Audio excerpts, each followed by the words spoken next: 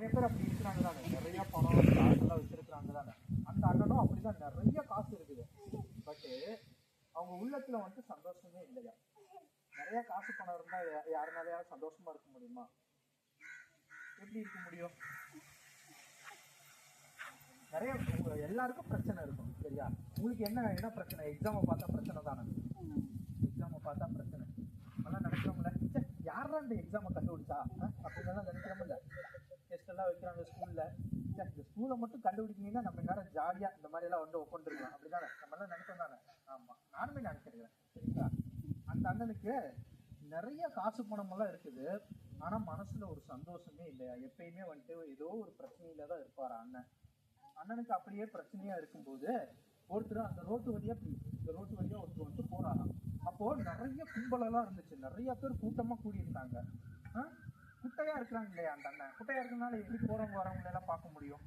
அதனால பார்க்க முடியாது தானே. அப்ப என்ன பண்ணாரா, அது யாரு போறதுன்னு சொல்லி பாக்குறப்போதான் இந்த மாதிரி ஒரு மரம், காட்டத்தி மரம்னு சொல்லுவாங்க, அங்க இஸ்ரேல் தேசத்துல இருக்கும்.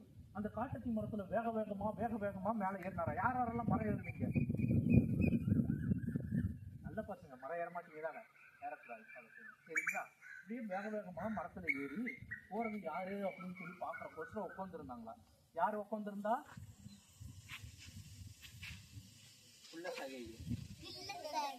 அவருதானே மரத்து மேல ஏறினாரு. மரத்து மேல ஏறி யாரு போறாங்க வராங்கன்னு சொல்லி பாக்குறப்போசரம் வந்து மேல ஏறி உட்காந்துருந்தாரு. அந்த வழியா யாரு போனாங்கன்னா இயேசு சுவாமி அந்த வழியா போனாரு. போயிட்டு அப்படியே சல்லியை பாக்குறாரு. சல்லி அண்ணன் எங்க உட்காந்துருக்காங்க? மரத்து மேல உட்காந்துருக்காங்க. மரத்து மேல உட்காந்துருந்தா எப்படி பார்ப்பாங்க? இப்படிதான் அண்ணாந்து பார்ப்பாங்க. அண்ணாந்து பாக்குறாரு, என்ன சொல்றாரு, சல்லியோ நீ கீழே இறங்கி வா, நான் நைட்டு உன் வீட்டுக்கு வரேன் அப்படின்னு சொல்லி சொல்லுவாரு சரிங்களா. என்ன சொன்னாரு? வீட்டுக்கு வர சொல்லி சொல்லுவாரு. அப்போ அவர் என்ன தெரியுமா பண்ணுவாரு? வேகமா ஓடி வருவாரு. நீங்க அவங்க அம்மா சொன்னாங்கன்னா வருவீங்களா? உங்க அம்மா வந்துட்டு கூப்பிடுறாங்க, வீட்டுக்கு வாடா அப்படின்னு சொல்லி கூப்பிடுறாங்க, கூப்பிட்டு பண்ணி வருவீங்களா? ஆனா போமா, எனக்கே இங்க வேற வேலை இருக்குது, நீ வேற கூப்பிட்டு இருக்க அப்படின்னு சொல்லுவீங்களா? அப்படியெல்லாம் சொல்லக்கூடாது. அம்மா அப்பா வந்துட்டு என்ன சொல்றாங்களோ அதுக்கு நீங்க கீழ்படியணும். அவர் வந்துட்டு கீழவான்னு சொன்னாரு. கீழவான்னு சொன்னோடனே அவர் வேகமா கீழே இறங்கி வந்தாரு. அதே மாதிரி அம்மா வந்துட்டு ஏதாவது உங்ககிட்ட சொன்னாங்கன்னா கடைக்கு போயிட்டு ஏதாவது வாங்கிட்டு வா, ஏதாவது வந்துட்டு நம்ம சமைக்கிறதுக்கு ஏதாவது வாங்கிட்டு வா அப்படின்னு சொல்லி பச்சை மிளகாயோ இல்லை பொட்டுக்கல்லையோ ஏதாவது வாங்கிட்டு வான்னு சொன்னா என்ன பண்ணணும்? நீங்க அம்மாவுக்கு உதவி பண்ணணும். அப்பா ஏதாவது வாங்கிட்டு வர சொன்னாருன்னா அந்த அப்பா வந்துட்டு கேட்பாரு, அங்க இருக்கக்கூடிய கண்ணாடி எடுத்துக்கொடு, அங்க இருக்கக்கூடிய சீப் எடுத்துக்கொடு, இல்லை தேங்காய் எடுத்துக்கொடு அப்படின்னு சொல்லி ஏதாவது சொன்னாருன்னா நீங்க என்ன பண்ணணும்? அப்பா சொன்னாருன்னா கேட்கணும் சரிங்களா. அதே மாதிரி உங்க டீச்சர் சொன்னாலும் கேட்கணும். டீச்சர் வந்துட்டு நல்லா படின்னு சொல்றாங்கன்னா நல்லா படிக்கணும் சரிங்களா. ஓகேவா? கேட்பீங்களா? நான் உங்க எல்லாத்து வீட்லயும் வந்து கேட்பேன், உங்க அம்மா அப்பா எல்லாம் கேட்பேன்.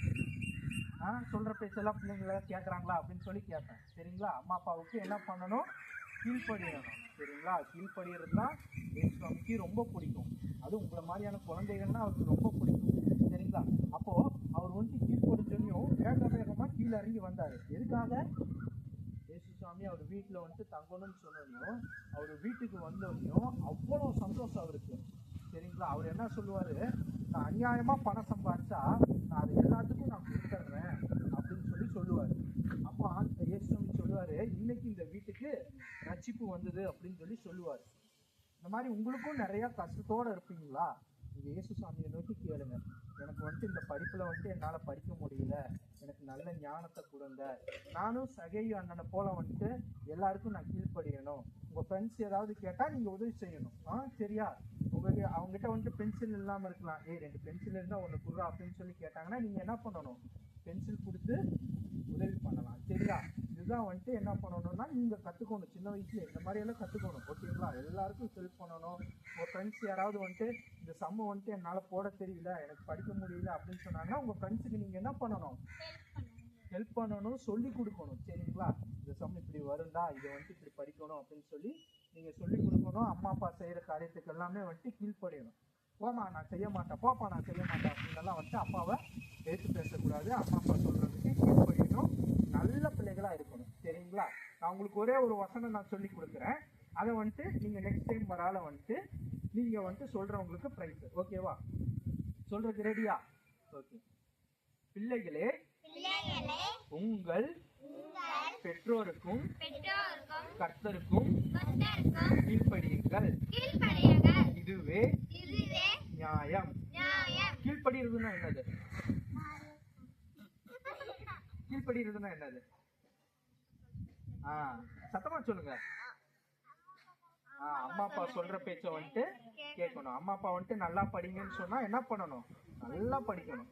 அம்மா அப்பா வந்துட்டு ஏதாவது சொன்னாங்கன்னா அதுக்கு அப்படியே வந்துட்டு கீழ்ப்படியணும். சரியா? இதுதான் வந்துட்டு இதுக்கு அர்த்தம். பிள்ளைகளேன்னா யாரு? எல்லாரும் தான். ஓகேவா? என்ன பண்ணணும்? அம்மா அப்பாவுக்கும் கீழ்ப்படியணும், கடவுளுக்கும் நம்ம கீழ்ப்படியணும். ஓகேவா? மறுபடியும் சொல்லி கொடுத்துட்டா, பிள்ளைகளே உங்கள் பெற்றோருக்கும் கர்த்தருக்கும் கீழ்ப்படியுங்கள், இதுவே நியாயம்.